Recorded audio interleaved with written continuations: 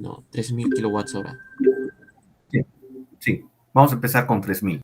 Después vamos a hacer, mañana vamos a explicar cómo hacer más o menos los cálculos para estimar la población, digamos, ¿no? O sea, lo vamos a ir trabajando para hacerlo más aplicativo. Pero por ahora hagan el cálculo con 3000 kWh mensuales. Es razonable para la mayor parte de aplicaciones, ¿no? Es algo un poco más grande. ¿Ya? Entonces, 3 lugares. Grupo 4, Puerto Inca. ¿Ya? Lo mismo hibridizado, la mejor opción, la mejor mezcla entre solar y eólico.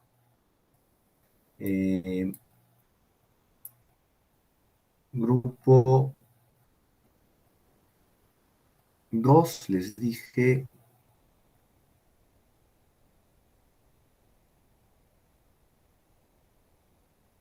acá, en el hotel de turistas de Chala. ¿No? O sea, Chala, en esta zona.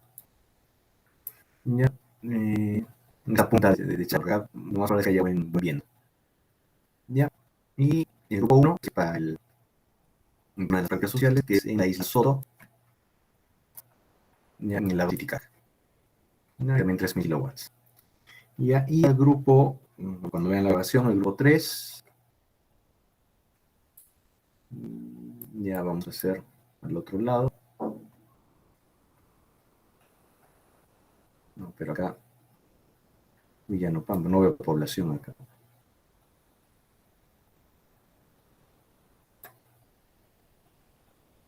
¿No? Y restaurantes.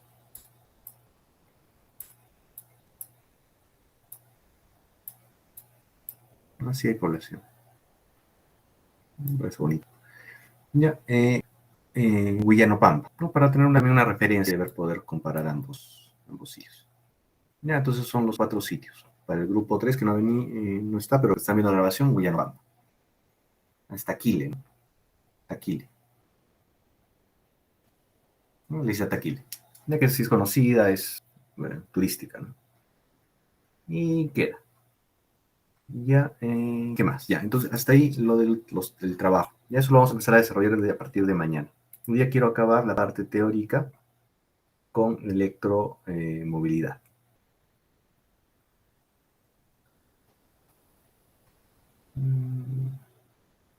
Microredes. No, perdón, microredes.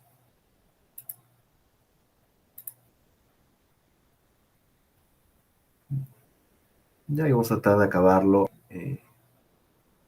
Si no acabamos ahora electromovilidad, ya lo acabamos en las siguientes clases. Ya es solo teórico, ¿no? Profe, una Entonces, consulta. ¿sí? Y en la tabla del flujo económico en ingresos le ponemos 12 meses por cuánto más o menos. Ah, ya, la tasa que tengan de kilowatt hora en su caso. No, ese es el tipo de cosas que voy a ir averiguando, ¿no? Porque en este caso estamos haciéndolo desde cero, ojo, ¿eh? Pues no vamos a hacer el cálculo de la misma manera. Ya vamos a tener que modificarlo. Por ahora háganlo así para mañana ya empezar a hacerlo. Pónganlo con el kilowatt hora era, en mi caso tengo 0,69, ¿no? Soles el kilowatt hora. ¿No? Entonces pónganlo algo así. Eso lo vamos a reformar porque en nuestro caso estamos comprando eso para ahorrar. En el caso de la isla Soto no tienen nada, ¿no? Entonces no hay con qué compararles el ahorro. Para ellos va a ser bueno, en realidad para el municipio o la empresa que haga la inversión, va a ser un gasto puro. Entonces tenemos que revisar eh, cómo se calcula eso, eso lo vamos a hacer en las clases. ¿Ya? Por ahora hagan el dimensionamiento. Tienen que buscar también, recuerden que los precios los estamos buscando en línea, ¿no? Entonces, ahí también pueden ir mejorando. Puede haber distintas. Si pueden encontrar mejores precios, mejor, ¿no? La idea es que sea lo más económico posible. Ya, a ver. Ya, entonces empezamos. Diapositivas. Esto es microredes. Ya, entonces lo que estamos haciendo ahora ¿ya? Y lo que vamos a hacer la siguiente semana es crear una microred eléctrica. ¿Ya? ¿Qué es una microred eléctrica? O también se le llama, no tengo eso acá, a ver, vamos a hacer esas dos ahora.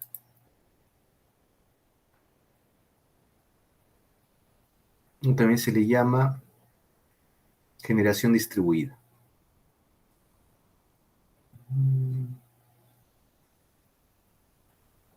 Acá está, generación distribuida. ¿Por qué no lo tengo? Qué raro.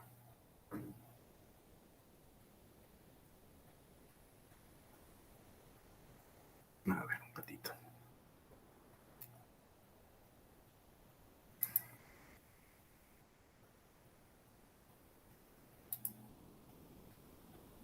Voy a dejar acá. Ya, es una manera de generar, ya, cuya filosofía trata de tener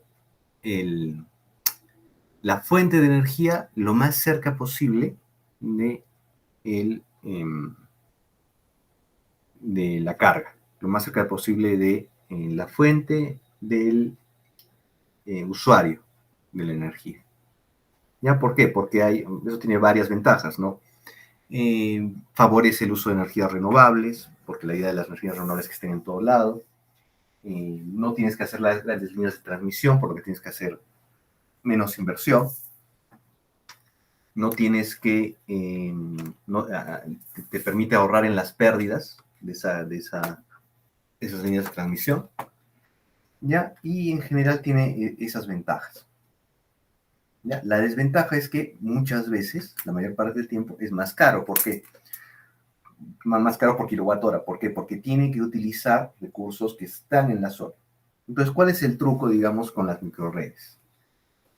Saber qué tipo de energía utilizar, ya que tienes opciones. ¿No? Tienes la fotovoltaica, tienes las turbinas de viento, ya, y tienes generadores microhidráulicos, también vamos a tratar de ver ahora, ya, pero ¿qué es lo que qué son las opciones de tener energía? Pero como muchas de esas energías no son constantes, como fotovoltaico o turbina, turbinas de viento, entonces hace que sea necesario usar generadores de respaldo. El gran problema es este de los generadores de respaldo, sobre todo en Perú. Y sobre todo para lo que me interesa que ustedes aprender en este curso, que es la electrificación rural. Como les dije al comienzo, ese era para mí el gran problema. No fuera de un tema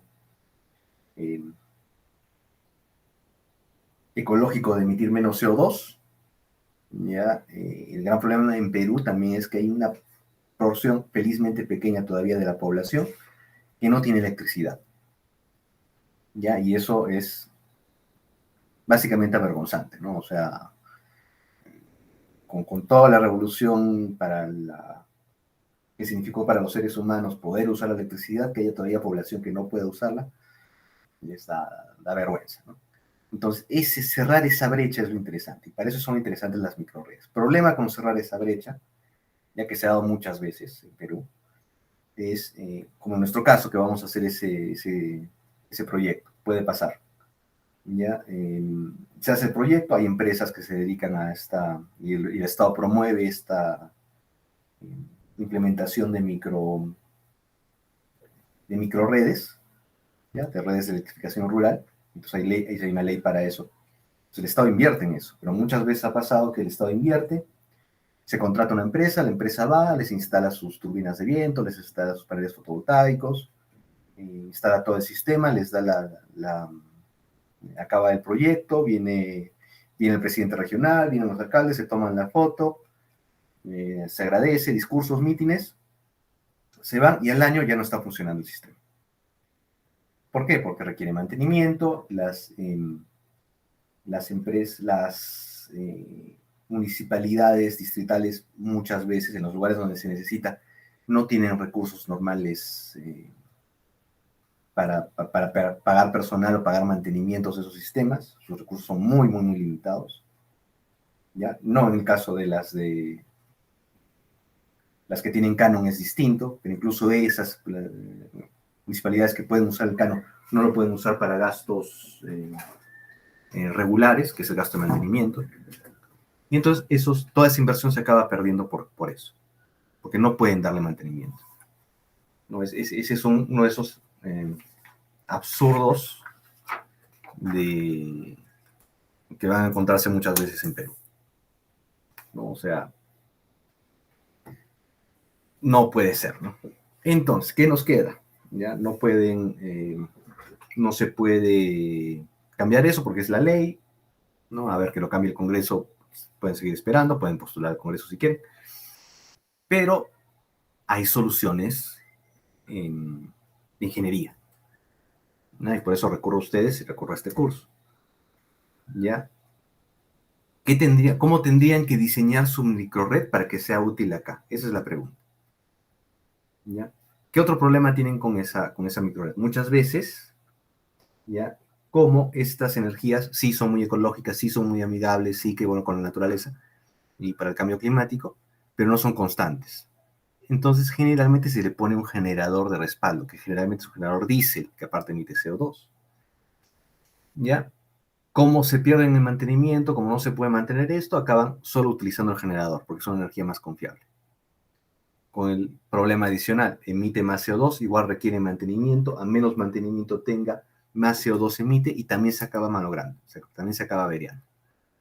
Y aparte, en las zonas rurales, ya el petróleo, el diésel que usa el generador es mucho más caro porque tienes que llevarlo hasta allá. ¿No? Entonces, ¿qué ocurre? Como sin las mejores intenciones del mundo, ¿ya? Lo que suele pasar con muchos de estos proyectos, ¿ya? Es que acaban costando dinero al Estado, ¿ya? Inversión que después se pierde para colmo, que hace que las zonas rurales gasten más, o sea, esos municipios acaban gastando más por esa energía, ¿ya? Y al final acaban, después de haber gastado más, no teniendo energía. Y de vuelta al comienzo. Entonces, ¿cómo se soluciona eso? Haciendo buenos expedientes técnicos y haciendo un buen diseño de ingeniería. Entonces, un diseño que sea adaptable a la naturaleza, a la realidad de las zonas rurales peruanas. ¿Qué es lo que hace? ¿Qué es lo que deberían hacer? ¿Ya? Concentrarse en la facilidad de mantenimiento. ¿Ya? No concentrarse en que sea fotovoltaico, que sea eólico, sino que cuáles son más fáciles de mantener. ¿Cuáles son más fáciles de mantener de los equipos? ¿Ya? Los más fáciles de mantener son los generadores hidráulicos. ¿Por qué? Porque son los más antiguos. Es una tecnología que más se ha usado y es renovable. Las turbinas, por ejemplo, horizontales, esas altas que van ahí, muy eficientes, muy lindo, muy bonito, se va a ver muy bien en la foto, pero son muy difíciles de mantener. Pero personal no calificado no va a poder mantenerlos con facilidad. Necesitarías enviar una grúa elevadora para hacer el mantenimiento que tiene que hacerse cada año. ¿Ya? Otra opción son los paneles solares, ¿no? No requieren tanto mantenimiento, dependiendo de lo que utilices y cómo lo dimensiones. ¿Ya? Entonces tienen opciones de ingeniería para hacer bien su sistema de acuerdo a lo que es control. Los sistemas de control tienen que ser mucho más fiables, así sean más caros, tendrían que ser más fiables, requerir menos mantenimiento. El almacenamiento de energía, de preferencia no tenerlo, ¿ya? Porque las pilas, las baterías, las van a tener que cambiar cada cierto tiempo. Entonces tienen que diseñar su sistema para que en la parte técnica, para que sea útil a la aplicación que se le va a dar, ¿no? Que depende de muchos factores, depende de la ubicación, qué tan lejos está una ciudad, depende si se hace para un municipio o para una comunidad, qué tanto presupuesto tiene ese municipio, va a poder pagar los mantenimientos anuales o no, depende de muchas cosas. Ese otras muchas cosas, fuera de lo técnico, es lo que se hacen en los expedientes técnicos, ¿ya? Que lo deberíamos hacer, no estamos tratando de implementar eso en los siguientes cursos de economía y proyectos, etcétera. No da muchas veces el tiempo para todo el contenido, pero los ingenieros deben saber elaborar expedientes técnicos. ¿Ya? La mayor parte de los problemas que ven en las noticias de corrupción y obras mal hechas en el Estado al fondo las pueden rastrear a expedientes técnicos no muy bien elaborados. Y cuando empiecen a trabajar y van a ver, se van a dar cuenta que la mayor parte de profesionales han aprendido a hacer expedientes técnicos no en la universidad, sino en el campo, digamos, y muchas veces no son los mejores profesionales los que hacen los expedientes técnicos. O son profesionales buenos, pero que están en las partes interesadas. Es un defecto que tiene el sistema, ¿no?, de la gestión pública en el Perú, porque como el mismo sistema público no tiene profesionales capacitados en hacer expedientes técnicos, las municipalidades pequeñas, que son las que más lo necesitan, este tipo de proyectos, acaban recurriendo al proveedor. Viene el proveedor y le dice, ya, yo te hago el expediente técnico, yo conozco a alguien que te hace el expediente técnico. Y ahí empiezan los problemas, porque ahí hay un conflicto de intereses. No, o sea, no te voy a hacer el expediente técnico porque eso cuesta. Entonces, ya empiezan los negociados. Entonces, ahí empiezan los problemas. ¿Ya? O sea, y es donde hay dos aspectos. Hacer bien los expedientes técnicos, saber cómo hacer expedientes técnicos, ya en todo sentido, y encontrar las soluciones tecnológicas adecuadas para hacerlo. En este curso nos concentramos en las soluciones tecnológicas adecuadas para hacerlo. ¿Ya? Entonces, así tenemos que diseñar esas microredes. Tienen todas esas ventajas, pero esas ventajas se pierden si no diseñas bien tu red. ¿Qué es una microred? Es una agrupación localizada de fuentes de electricidad y cargas que pueden o no funcionar conectadas y sincronizadas con la red eléctrica tradicional. Pueden también desconectarse y funcionar autónomamente según lo dicten las condiciones físicas y económicas. Ya, en general, en países desarrollados, estas microredes están incluyéndose porque pueden ser más económicas. ¿Qué problema tienen los países desarrollados? Ya han logrado una electrificación completa a diferencia de nosotros. Pero como consumen mucha más energía, ¿ya? Esa energía cada vez es más y más cara. ¿Ya? O más volátil en todo caso, ¿no? El gas natural, lo que se está viviendo ahora en España, que es cada vez más caro, más complejo de manejar, más complejo de conseguir gas natural, por ejemplo. ¿Ya? Entonces, ¿a qué recurren ellos? A pesar de estar conectados a la red, prefieren generar su propia energía. Para ellos ya les está saliendo económico. ¿Ya? Usa paneles fotovoltaicos, turbinas a pequeña escala, a pesar de estar conectados a la red. No es nuestro caso. En nuestro caso todavía sale bastante económico estar conectado a la red, porque la economía, como habíamos, la energía, como habíamos visto al comienzo, en Perú es barata. ¿Ya? Entonces, a ellos les conviene estar generado y dependiendo de la hora, dependiendo del día, dependiendo de qué tan cara está el sistema, utilizar o no su propia fuente de energía. ¿Ya? Que puede ser de cualquier tipo, o sea, puede ser fotovoltaica renovable, puede ser de turbinas y también puede ser de gas. Acá, por ejemplo, cuando empezó, y lamentablemente después se terminó, la masificación del gas natural, durante el gobierno de Humala, empezó la masificación, y empezaron a tender tuberías, incluso en Arequipa ya se habían empezado a tender las tuberías de gas natural. ¿Ya? Y una de las maneras que ofrecían, y en ese momento se ofrecía, uno de los clientes, eran las empresas. Entonces las empresas podían tener en sus instalaciones ya un generador de gas natural. Generador clásico, o sea, quema gas natural, mueve una turbina y genera energía.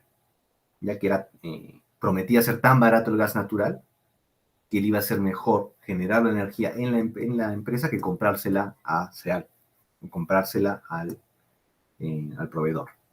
Ya, pero eso era si se hubiese masificado. Lamentablemente no se masificó. ¿Ya? Es el mismo problema que se dice ahora y que se aprovecha para decir, ¿no?, de que ¿por qué el gas natural de Camisea no llega a todos los peruanos? Es por eso, porque no se masificó. Sería mucho más económico, pero necesitamos plantar tuberías. Y se dejó de plantar las tuberías. Un montón de razones que no vienen mucho al caso. Pero ese es otro ejemplo de generación local o una microred de generación. Incluso puede estar en zonas urbanas. ¿Ya? Y se elige entre una u otra, entre la energía que provee la red eléctrica o la microred, la generada por la microred, de acuerdo a cuál sea más económica.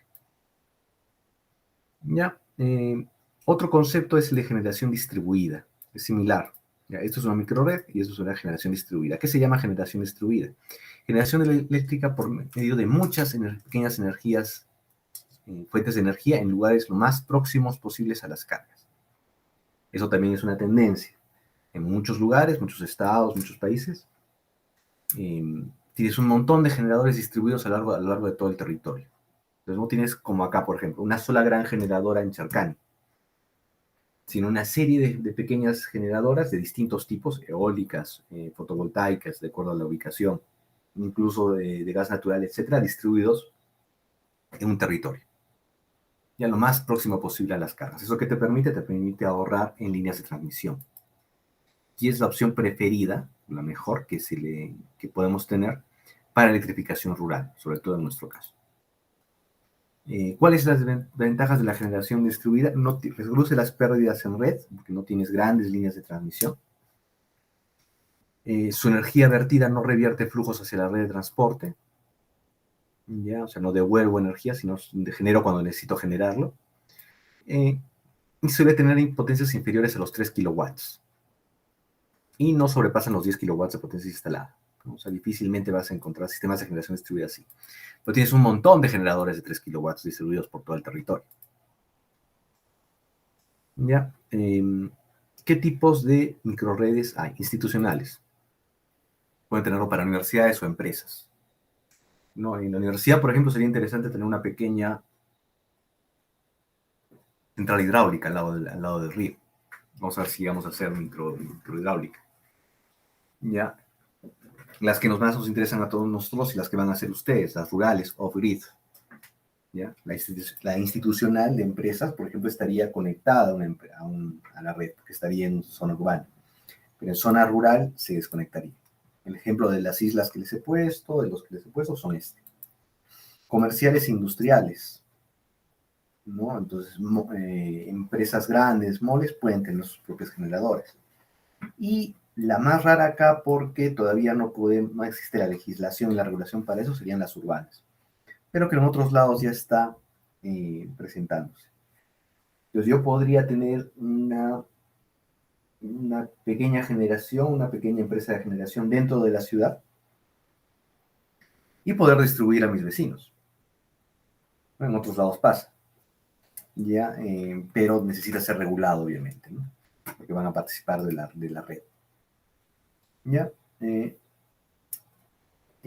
¿Qué partes tiene una microred normal? En el fondo tiene las mismas partes que una microred grande. ¿Ya? Generación eólica, esta es una turbina microhidro, es un generador de gas natural. ¿Ya? Es una microhidro. Y la eólica, fotovoltaico, bueno, ya lo conocen. Transmisión también tiene, distribución también tiene, solo que a voltajes mucho menores. Y también tiene almacenamiento. En las redes de microredes, en las microredes es más factible o más fácil de usar el almacenamiento. ¿Ya? ¿Por qué? Porque no necesita grandes cantidades de almacenar. Acá en almacenamiento, que está de moda, los bancos de baterías, sobre todo baterías de ion litio, aunque son caras. ¿Qué puede ser el futuro? Almacenarlo en forma de, si tienen acceso a agua, almacenarlo en forma de hidrógeno, que es otra manera de almacenar. Y las que ya habíamos visto antes, que era el almacenamiento por gravedad. Es decir, usas una bomba, y con la bomba lo subes a un tanque, bueno, a una represa, ¿no? Y cuando no necesitas ese excedente de energía, y cuando necesitas usar ese excedente de energía, lo liberas. Esas son las formas de almacenamiento. Ya, en general, se pueden usar mejor en microredes. La generación. Varios tipos de generación, como es eólica, microhidro, etc. Los requerimientos que tienen que ser locales, tienen que estar en la ubicación. Y se dividen en dos grupos principales: fuentes de energía térmica y fuentes de generación renovables. Energía térmica son generadores y diésel que siempre tienen que poner en su diseño. La idea es no usarlos, ¿ya? Pero la verdad es que es la manera más fácil de tener. Lo típico de una fuente, de una microred, es que tenga estas fuentes renovables, hidro sobre todo, ¿ya? Y también tenga un generador, ¿ya? Que el generador está ahí cargado con el diésel, listo para ser utilizado. De preferencia no utilizarlo mucho. Si diseñan bien su red, casi no lo van a utilizar, pero lo van a tener que utilizar. Y los otros son los generales: hidráulica, turbinas de viento y energía solar. Ya la transmisión es igual, solo que a más bajas tensiones. Y en caso de cargas controlables, si pudiésemos hacer eso, el consumo de electricidad puede modificarse en función de la demanda de la red. Eso en el caso de empresas, por ejemplo. Las empresas pueden modificar su carga. Para eso necesitamos saber el perfil de carga. Lo vamos a ver cuando hagamos con el Homer, con el software que vamos a utilizar. El perfil de carga de nuestro consumo, del lado del consumo. Es la gráfico de la variación de la carga eléctrica en función del tiempo. Varía según el tipo de cliente, los ejemplos típicos son residencial, comercial, industrial, la temperatura y las temporadas de vacaciones. ¿No? O sea, en febrero varía, por ejemplo, el consumo. ¿No? Aumenta en general aumenta, porque la gente para más tiempo en la casa. ¿Ya? Los fines de semana en realidad es menor que en otros fines de semana en la ciudad, porque la gente se va a la playa. Entonces, eso varía por la temporada del año también. ¿Ya? En otros países, sobre todo, varía por la temperatura. En nuestro caso, no tanto, porque como les dije, estamos en climas templados, ¿no? Pero en climas más extremos, el aire acondicionado consume mucha electricidad, la calefacción consume mucha electricidad, y por lo tanto, en invierno y en verano, inviernos y veranos más extremos que los nuestros, sube mucho el consumo eléctrico. Ya, los productores usan esta información para verificar cuánta electricidad necesitarán para poner a disposición en un momento dado. O sea, a partir de estos perfiles es que yo dimensiono mi sistema. En este ejemplo, por ejemplo, ya es un perfil de carga. Está así, vamos a cortar.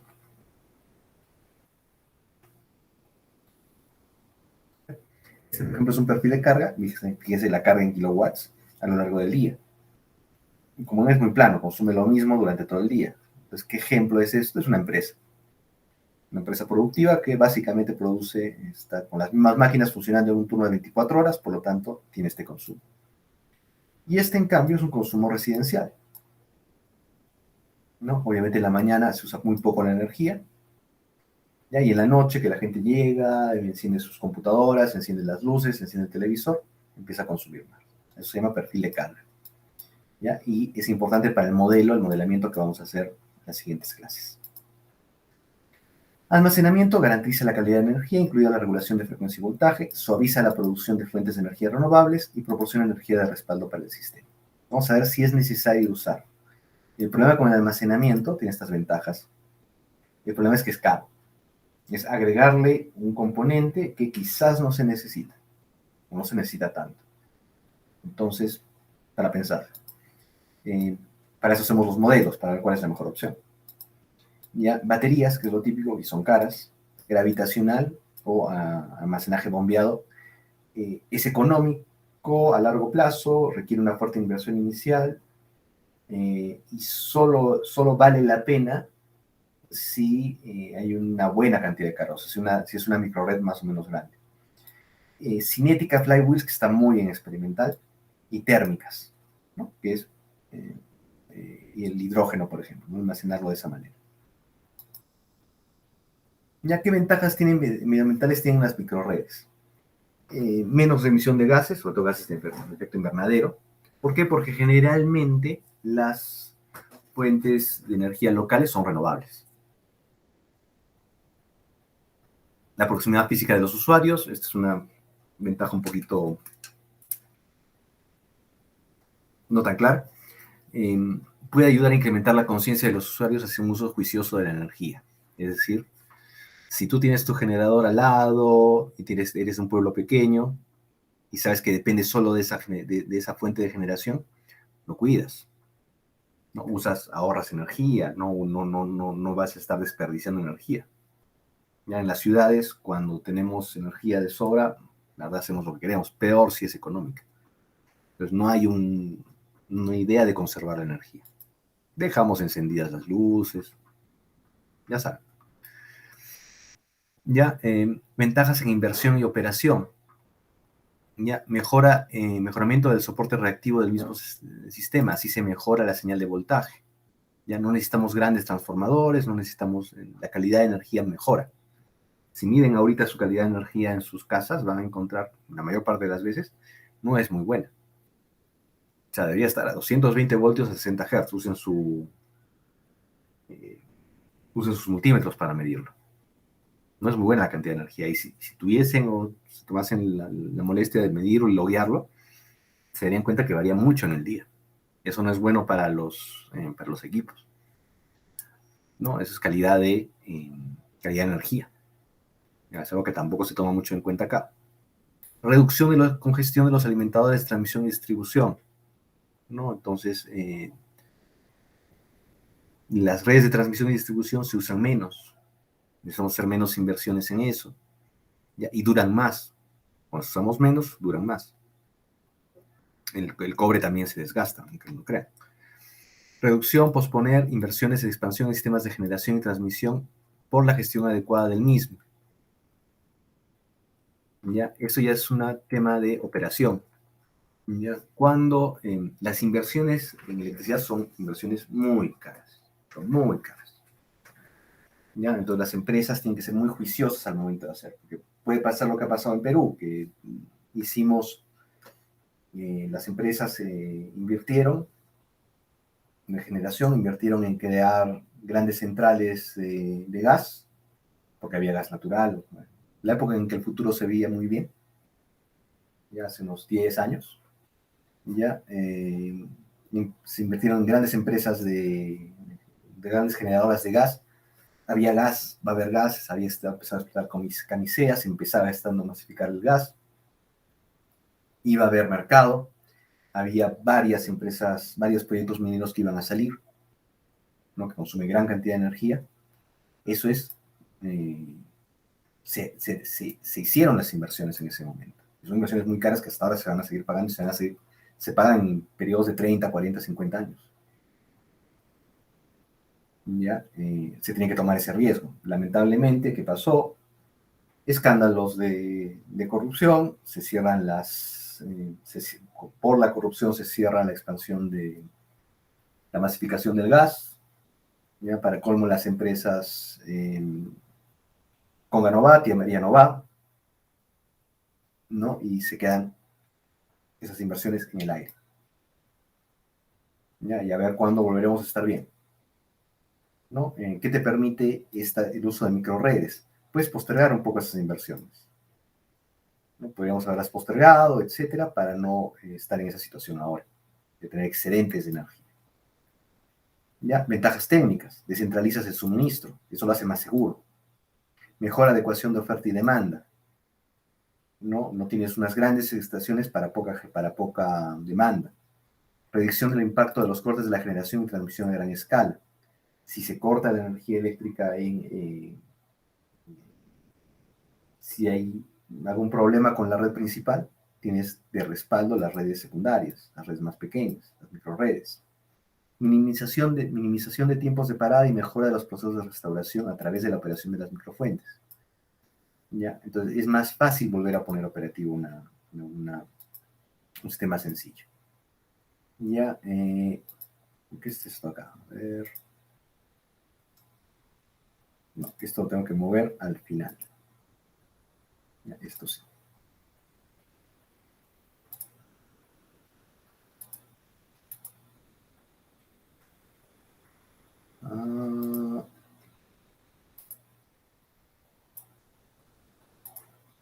No, está bien. Estamos viendo a ver al final. ¿Ya? ¿Qué tecnologías podemos usar? Voy a ir de las más convencionales.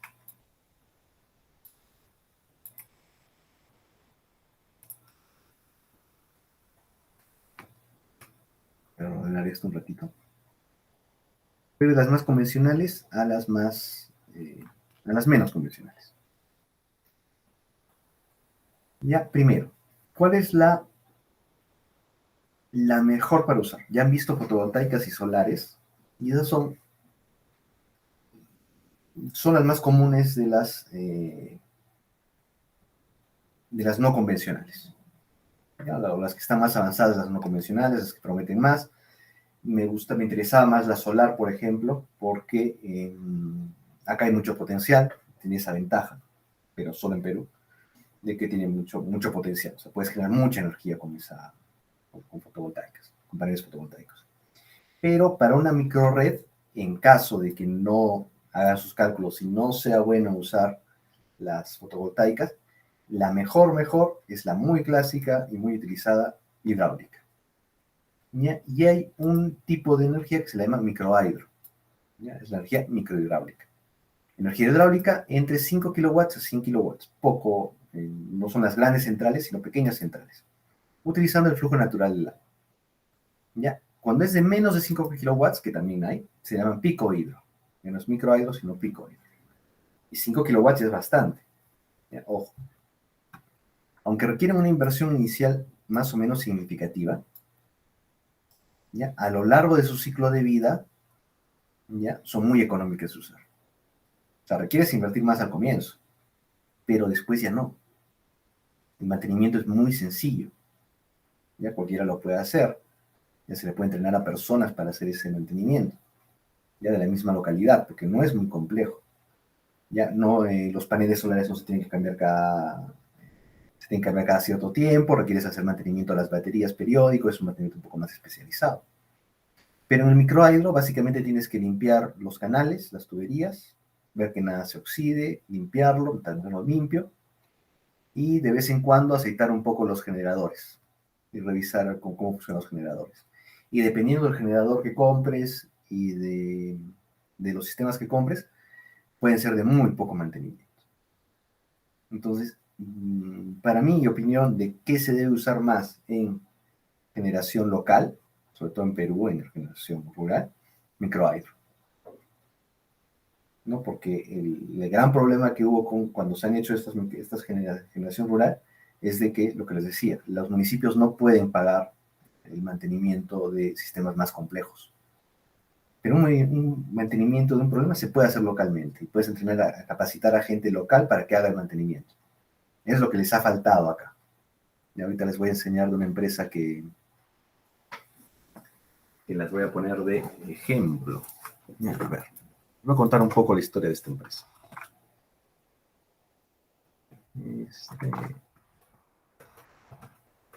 Pasó que hace tiempo que no veo el...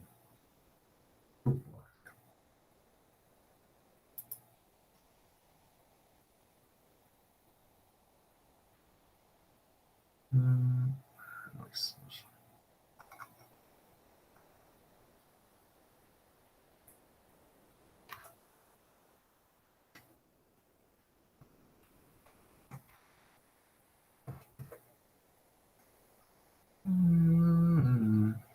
no lo encuentro.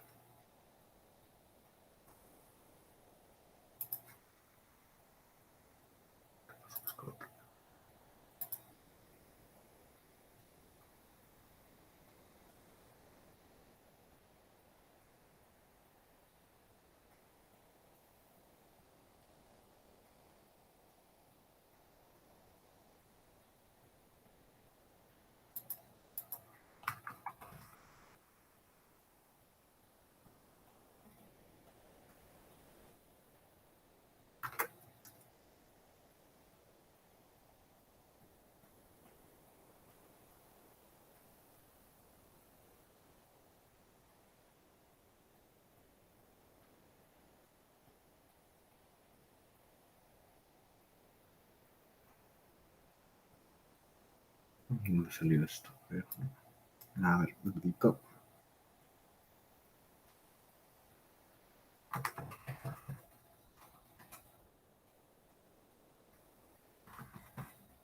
¿Quiénes llevan? Ellos les he contado esa historia. ¿Quiénes llevan empresas de base tecnológica?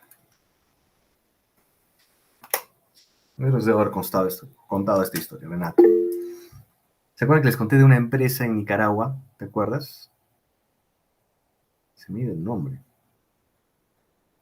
¿Alguien se acuerda? Les conté la historia de esa empresa.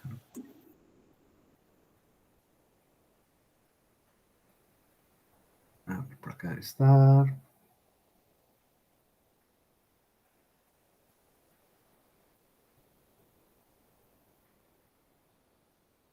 Lo suelo contar porque me gusta mucho la historia.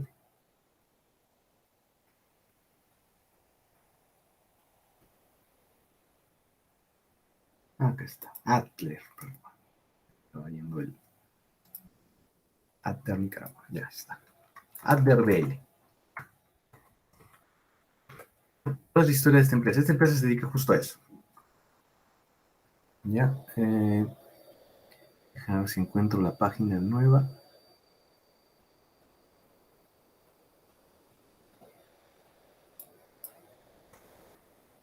Adler BL se llama la empresa. Qué raro que no tenga. Hasta hace poco había visto su página. Ojalá no le haya pasado nada malo a la empresa. Ya, pero esta empresa se dedica en Nicaragua ya a electrificación rural. Empezó con la electrificación rural.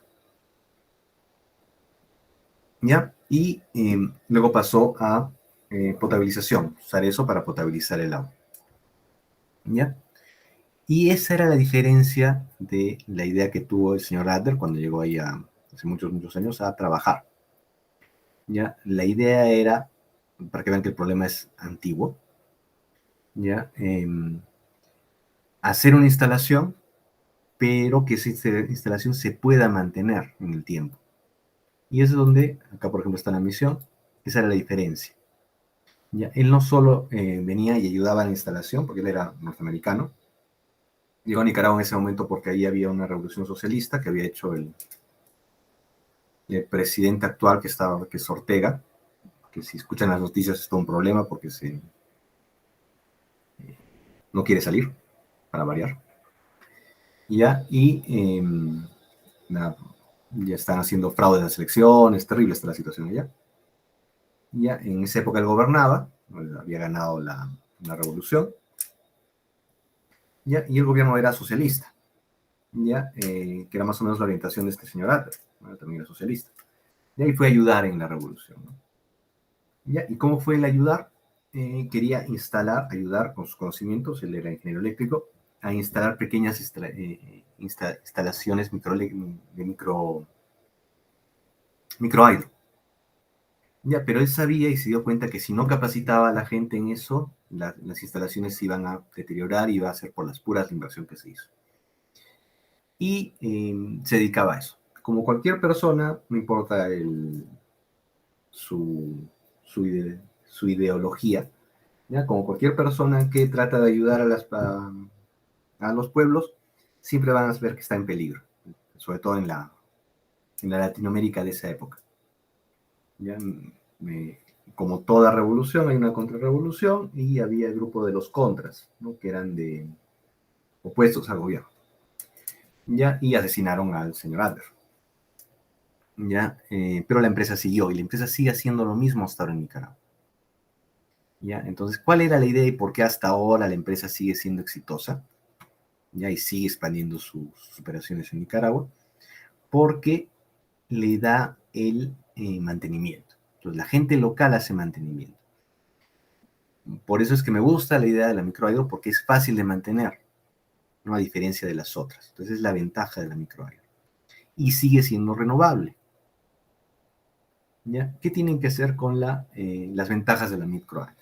La potencia de microhidro se genera a través de un proceso que utiliza el flujo natural de agua. ¿Ya? Por lo tanto, es renovable.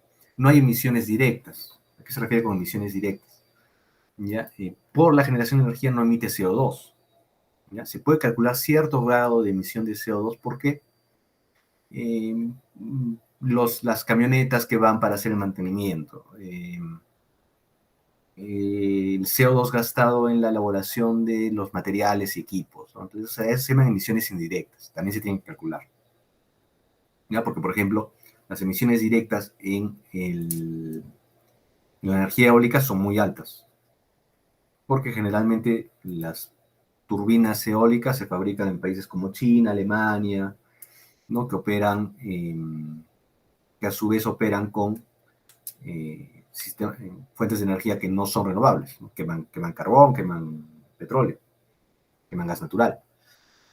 Entonces se tiene que calcular todo eso y se calcula. Para las turbinas eólicas es muy alta esas emisiones indirectas. Pero las emisiones directas son bajas en el caso del microhidro. Ya se considera un sistema de pasada, lo que significa que el agua desviada de la corriente del río se redirige nuevamente al mismo curso de agua. Entonces no se desperdicia agua. Es más, tiene una ventaja adicional que no tiene nada que ver con esa es la ventaja de la energía hidráulica, que tiene que ver que es bueno para la agricultura. Si con un curso de agua pones una presa, ya regulas el curso de agua.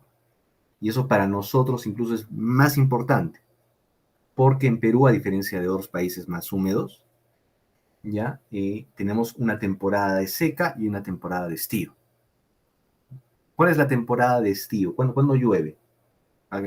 Dicho sea de paso, en climas como Perú, como los climas tropicales, ya no hay 4 temporadas, como eso de realmente verano, invierno, primavera y otoño no existe. En realidad tenemos 2, seca y estío. Cuando llueve y cuando no. ¿Cuál es la temporada en que llueve en Arequipa? Que ya viene, dicho sea de paso. Desde diciembre hasta febrero. En general desde diciembre hasta febrero. Entre diciembre y febrero. Por eso es que ya ayer, hasta anteayer ha llovido. Entonces tenemos 3 meses para acumular todo el agua que necesitamos. Para todas las fuentes, incluso para agricultura. Si no tuviésemos represas, como ya las tenemos, y esa era una de las grandes cosas olvidadas de la tecnología, ¿no? de la técnica, que la gente se da por hecho eso. Pero desde el siglo XIX, finales del siglo XIX, sobre todo comienzos del siglo XX, cuando empezaron a construirse las represas en Perú, antes de eso, la mayor razón para la pobreza peruana, ya para la pobreza en Perú, que éramos un país mucho más pobre, era que no cultivábamos tanto. ¿Y por qué no cultivábamos tanto? Porque solo podíamos cultivar un par de veces en el año. Porque después no había agua en los ríos. ¿No? Y con ese par de veces teníamos que vernoslas todo el año. ¿No? Y por eso el Estado tenía que recurrir a importación de alimentos, que eso tampoco se sabe mucho. En determinadas circunstancias había hambrunas. Y teníamos que utilizar otros recursos que no son renovables, el salitre, ¿cómo se llama? El guano de isla, para sostener al Estado, sostener esos gastos. Éramos un país pobre porque no teníamos las infraestructuras necesarias. ¿Ya? Y para colmo, cuando había esa riqueza como el guano o el salitre, ¿ya? O la dilapidaban, o se la robaban, o nos la quitaban mediante guerras. ¿No? Entonces, ahí están las raíces de las pobrezas y también ahí están las soluciones de la pobreza en Perú. ¿No? A partir por ese motivo climático, éramos pobres en términos agrícolas. Cuando empiezan a ver las represas, cuando se empiezan a construir represas en Perú, en los valles donde tienen represas, se puede cultivar todo el año.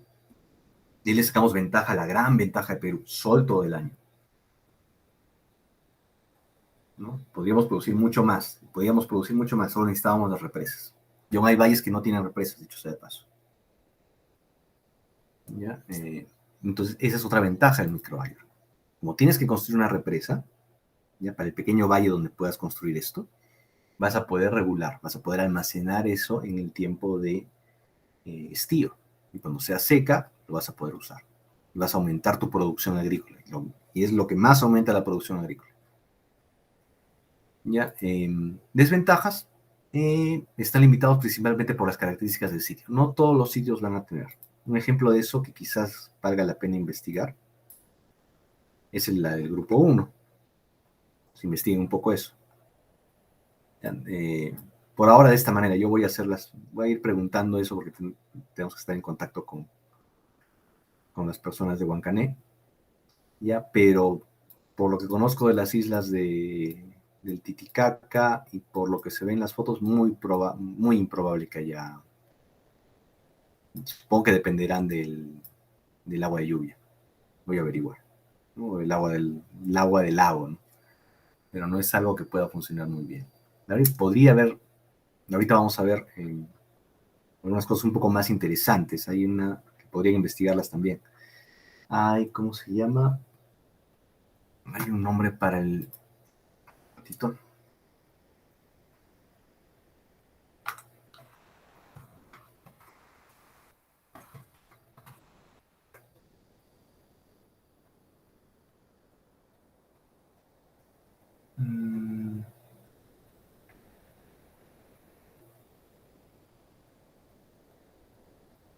Water.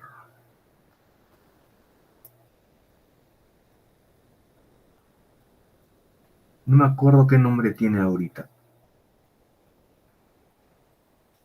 Tiene un nombre especial. ¿Ya? Pero hay un tipo de generación hidráulica para bajo flujo. ¿Ya? Tiene un nombre especial, pero en general si buscan low power, low flow hydraulic generators, les va a salir algunos resultados. ¿Ya? Entonces un tipo de generación, ¿ya? Que se usa en ríos con bajo flujo, con bajo caudal. ¿Ya? ¿De qué depende la generación micro? Que lo voy a tratar de ver ahora al final. ¿Ya? ¿De qué depende la generación micro? De dos factores. ¿Ya? El flujo, el caudal del río, y le llamamos el cabezal, que es esta diferencia de altura. ¿Ya? A más diferencia de altura haya, más energía va a poder almacenar el agua que se va a liberar en el flujo. ¿Ya? Entonces, para ejemplos como este, valdría la pena investigarlo un poco. ¿Ya? Si habría otra manera de almacenar la energía, aprovechar el lago para ese almacenamiento. Quizás tiene mareas, no lo sé. ¿No? Hay muchas cosas que se pueden investigar en ese aspecto. ¿Ya? Entonces depende de las ubicaciones. Por lo pronto, por ejemplo, la isla que estamos viendo, la isla Soto, lo veo un poco complicado. Ya, la alimentación más directa proviene de fuentes pequeñas con flujo minúsculo. ¿Ya? Y el flujo puede fluctuar estacionalmente. Esto es un gran problema también para Perú porque no tenemos muchos datos o no son muy accesibles los datos anuales del flujo de los ríos. ¿Ya? Hubo un tiempo en que se pusieron un montón de instalaciones de medida, pero con el tiempo también han dejado de operar. Entonces, esa información, saber cuál es el caudal diario de los ríos y estar haciendo esas mediciones es muy importante, información muy importante, que lamentablemente no existe o recién se está volviendo a conseguir. Durante la época del gobierno militar, cuando se creó el CENAMI, el Servicio Nacional de Meteorología e Hidrología, su función era hacer esa medición. Sabían que era importante hacer eso para el Perú. Por eso es meteorología e hidrología. Era medir los caudales. Ya se pusieron muchas estaciones, pero luego fueron perdiendo la operación. Ya, ahora que existe la Autoridad Nacional del Agua, la Autoridad Nacional del Agua ya está haciendo eso. Y encuentran en muchas cuencas que empiezan a hacer las mediciones automáticas de esa medición. Entonces, poco a poco, lamentablemente, tenemos que volver a obtener esos datos que se perdieron. ¿Ya? Entonces necesitamos saber eso para poder calcular esos flujos. ¿Ya? Y por último, aunque quizás la principal desventaja es la distancia desde la fuente de energía al sitio que necesita la energía, porque en muchos lugares no hay agua. Esto sería el principal problema para hacer microhidro en la costa peruana, sobre todo en la parte entre los valles, no en los valles mismos, pero entre los valles.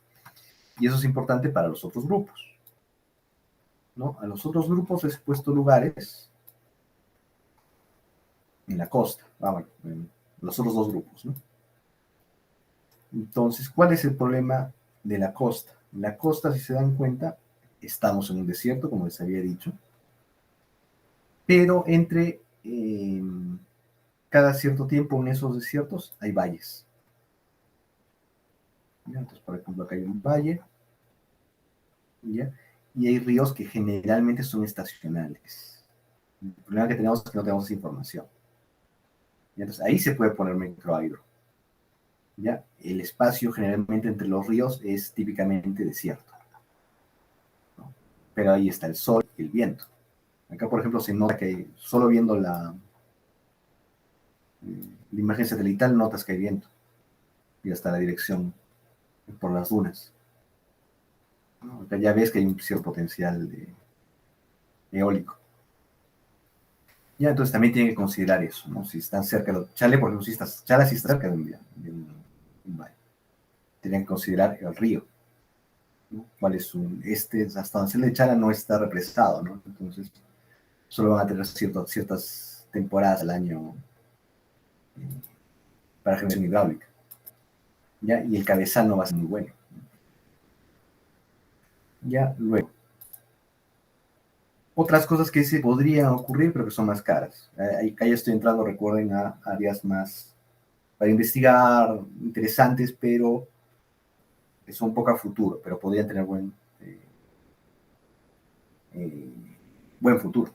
La celda de combustible doméstica. La celda de combustible convierte hidrógeno en electricidad. Ya, a esa tecnología de convertir hidrógeno en electricidad se llama pila de combustible. ¿Ya? Y también se pueden usar para microgeneración. ¿Ya? Y puedes usar algo que se llama, que recién lo vamos a ver, que se llama ciclo combinado, que seguro lo van a escuchar. ¿Qué es el ciclo combinado? ¿Ya? Cada vez que se genera energía, ya obligatoriamente, porque en generación de energía es un intercambio, es convertir una energía en otra, físicamente siempre se tiene que generar calor, es inevitable. ¿Ya? Cuando quemas gas natural para mover una turbina, parte de la energía se va en convertir en convertir esa agua en vapor, en energía química, y parte de esa energía se va en calentar el caldero, por ejemplo, ¿no? Entonces genera calor. ¿Ya? Lo mismo en cualquier tipo de conversión. ¿Ya? Entonces, ¿qué se hace con eso? Se hace un segundo ciclo. Hay un primer ciclo, que es el que convierte el vapor. ¿Ya? Uno es el primer ciclo, el flujo de trabajo es el vapor de agua, y el otro flujo es un gas producto de una combustión o quema. Cuando tú quemas el gas o el petróleo, que genera CO2 y otros gases, dicho sea de paso. ¿Ya? Esos otros gases se pueden usar, ¿ya?, para a su vez calentar un poco o calentar más agua, pero tienen que estar en un ciclo distinto. Por eso es que se ve acá los dos ciclos. ¿Ya? Eso se llama ciclo combinado. ¿Ya? Dicho sea de paso, ese gas producto de la quema en sí, ese gas producto de una combustión o quema, también se puede usar para calefacción, por ejemplo. Así como se puede usar para generar, también se puede usar para calefacción. Entonces vuelve a ser más eficiente tu planta. Hay dos tipos de ciclo combinado, el ciclo Brayton y el ciclo de Rankine. El ciclo de Brayton es una turbina generalmente de gas natural mediante combustión. Y el ciclo de Rankine, que es el otro ciclo, de los dos ciclos, corresponde al agua a turbina de vapor. ¿Ya? Entonces, una central de ciclo combinado tiene estos dos ciclos, el Brayton y el Rankine. ¿Ya? Acá los elementos: se quema gas natural en una cámara de combustión, ya se hace pasar por la turbina de gas conectado a un alternador. Los gases calientes ya turbinados, ¿ya?, que siguen calientes después de haber hecho la turbina, se aprovechan para calentar agua y convertirla en vapor como un recuperador de calor. Este vapor se hace pasar por una segunda turbina, que es esta chiquita, conectada a otro alternador, de forma que ambos generan energía eléctrica. ¿Ya? Eso se llama central de ciclo combinado. ¿Ya? Y que ya todas las centrales son de ciclo combinado. No solo las muy antiguas no lo son.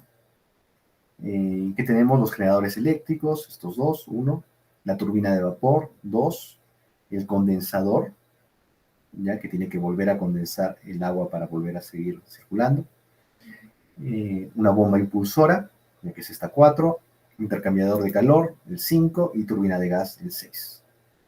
Es la manera típica de un ciclo combinado. Un sistema similar al ciclo combinado es lo que se llama cogeneración. ¿Ya? Uso del motor térmico o central eléctrica para generar electricidad y calor útil al mismo. En la central de ciclo combinado, usas el calor residual para calentar agua y generar más energía. Pero hay una manera más ingeniosa de utilizarlo. ¿Ya? no tanto para lugares como Perú, pero en otros sitios, ese calor lo usan directamente para calentar ambientes, por ejemplo. ¿No? Entonces puedes tener tu central de generación y para reducir los costos en calefacción, usas ese excedente de calor para generar calor, directamente calor, no para calefacción, para calentar una turbina, agua y generar vapor y crear una turbina, sino para crear directamente calor y calefaccionar directamente eh, un edificio, por ejemplo. Ya en los edificios, en lugares extremos, con climas extremos, tienen tuberías por donde conducen aire caliente o vapor de agua caliente para calefaccionar el edificio. Eso no lo vemos acá, ¿no? Pero en otros lugares sí está y eso. ¿Ya? Y también se puede usar para refrigeración. ¿Cómo se usa para la refrigeración? Mediante un intercambiador de calor, como el refrigerador de sus casas. ¿Ya? Este, por ejemplo, es el generador. ¿Ya? Acá está generando agua caliente, aporte de calor al proceso. ¿Ya? Y acá está el agua de retorno, que va a un condensador en una torre de refrigeración. ¿Ya? Entonces, a la vez que genero, con el vapor excedente de la generación, ya hago mi cogeneración, que se llama.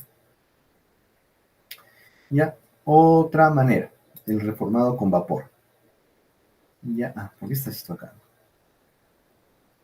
No, esto no lo voy a... Estas ya no las voy a ver. Ya. Ahora me acuerdo. Esos son para otra manera de generar energía, que es, de almacenar energía, perdón, que es la almacenarlo por hidrógeno.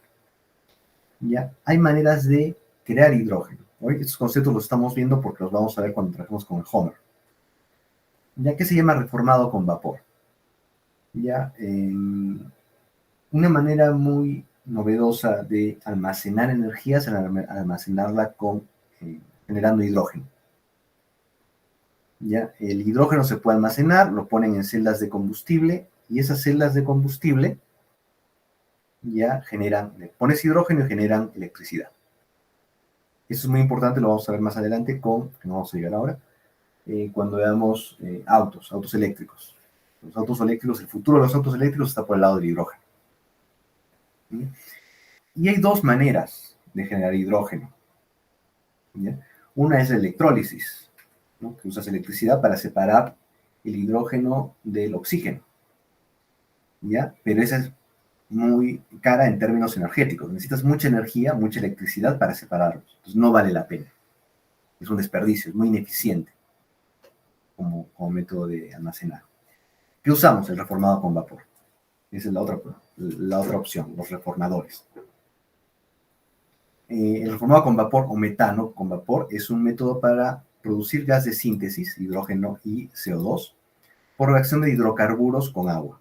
No lo sacamos del agua como en la electrólisis, sino lo sacamos de cualquier tipo de hidrocarburo, petróleo, alcohol, cualquier tipo de hidrocarburo con agua. El gas natural es generalmente la materia prima. El objetivo principal de esta tecnología es la producción de hidrógeno. La reacción está representada por este equilibrio. Es una ecuación CH4, o sea, metano, o gas natural, más agua, y la reacción que produce es CO, monóxido de carbono, ya con 3 células de hidrógeno. Problema con este reformado, ¿ya? La ventaja es que no produce CO2, si no sería todo un problema. Pero el monóxido de carbono, aunque no es un gas de efecto invernadero, es tóxico. Entonces, algo de contaminación crea. La ventaja es mucho más eficiente energéticamente para producir hidrógeno. Entonces vamos a ver que nuestro sistema, esto lo vamos a ver cuando veamos con el Homer Pro, pero ¿en qué se podría utilizar esto? ¿Ya? Obviamente ya son cosas un poco más imaginativas a futuro. ¿Ya? Yo podría poner a mi sistema, ¿ya? Que captura energía con paneles solares, ¿ya? Y tengo gas natural, ¿no? Que el gas natural es económico. Entonces tengo mi tanquecito con gas natural, produzco hidrógeno y con eso alimento mi vehículo eléctrico de hidrógeno. ¿No? Todo sin emitir CO2. Cero emisión de CO2. Es un sistema complejo, pero cero emisión de CO2. Ya, el problema es que no es renovable porque utiliza gas natural. Aunque teóricamente podría usar otros hidrocarburos que sí serían renovables, por ejemplo, aceite de origen biológico, ¿no? Pero obviamente estoy hablando de cosas muy a futuro. ¿Ya? Otra manera es, aparte del reformado con vapor, es el hidrolizador. Y produce hidrógeno mediante hidrólisis. Cualquier reacción química en la que la molécula del agua se rompe o uno o más enlaces químicos. Es la otra manera de producir hidrógeno. Problema, lo que les decía, es menos eficiente energéticamente que el reformado con vapor. Ventaja, ya no usa hidrocarburos, solo usa agua, ya, y no emite gases de ningún tipo, ¿no? Pero el problema es que es más complejo. Si te sobra energía, usas hidrolizadores. Ya produce hidrógeno mediante hidrólisis, ya está, se está repitiendo. Ya, este era el nombre que, perdón, se me pasó. Energía hidroquinética. Esta puede ser para el agua, dicho sea de paso.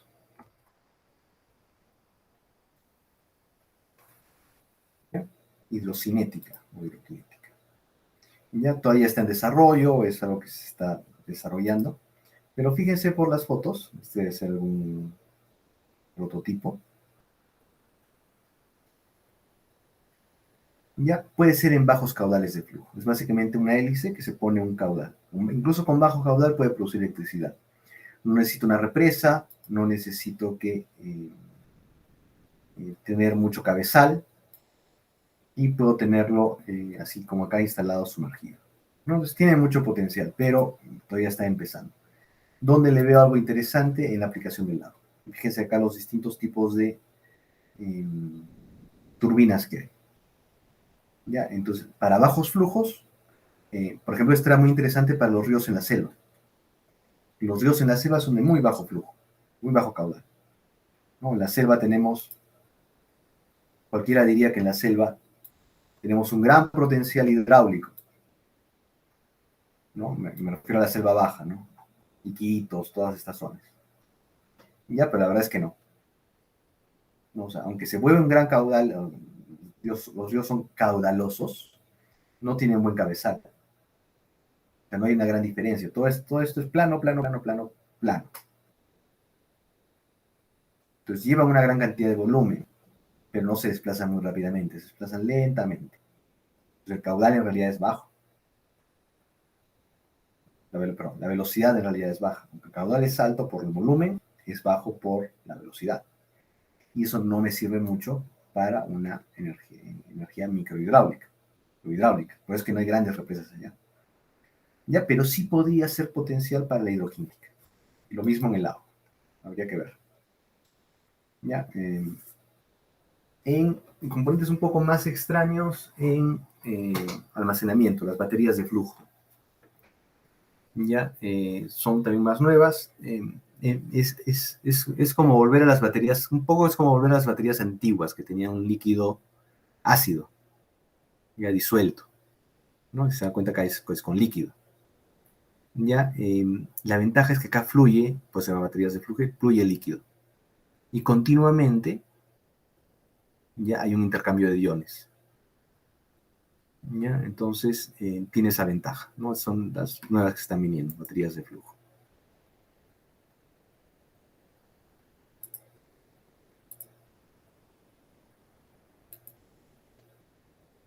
Otro también raro es el volante de inercia o flywheel, que almacena energía en forma cinética. ¿Ya? Entonces tú agarras, conectas este volante, ¿ya? En realidad es un disco que giratorio, que tiene muy bajo coeficiente de resistencia. Tú lo mueves un poquito y se va a quedar girando bastante tiempo. ¿Ya? Entonces almacena energía de forma mecánica. Si tú a este volante de inercia, este flywheel, lo aceleras con un motor y el motor lo mueves con energía eléctrica, tú puedes acelerarlo, va a mantener esa energía mucho tiempo, y cuando quieras recuperar esa energía, conectas un generador y acumulas de vuelta la energía. ¿Ya? Entonces es una manera de almacenar mecánicamente. Ya, pero no es tan eficiente, ¿no? Este está de moda sobre todo en vehículos de Fórmula 1, en carros, porque te permiten ahorrar la energía mecánica. y recuperar energía mecánica. Entonces, para energía eléctrica, no tanto. Ya, reduce para una posterior aceleración. En Fórmula 1, los que vean Fórmula 1, eso se llama el KERS, que fue todo un debate hace algunos años para ver si se implementaba o no. Ya, tiene que ver con lo que se llama un freno regenerativo, ya, que es, esto lo vamos a ver cuando vemos vehículos eléctricos, ¿no? Sí, esto lo vamos a ver cuando vemos vehículos eléctricos. No sé por qué la verdad está acá. Y supercapacitores. Esto por ahora no, porque no lo vamos a ver para mañana. Ya, este de acá hacia abajo lo vemos cuando vemos vehículos eléctricos. Como les comenté al comienzo, es la otra pata, digamos, de la solución de los problemas energéticos en Perú. Porque acá el problema de contaminación y los problemas derivados de la energía, en nuestro caso no es por la producción de energía, sino por los vehículos. Donde más consumimos energía es en la gasolina que quemamos en los vehículos. Donde más producimos CO2 es la gasolina que quemamos con los vehículos. Donde más producimos contaminación es en la gasolina quemada por los vehículos. Entonces tenemos que cambiar por vehículos eléctricos. Eso voy a tratar de ver la siguiente semana. Ya, y así quedaría por ahora. Mañana ya vamos de lleno a la práctica.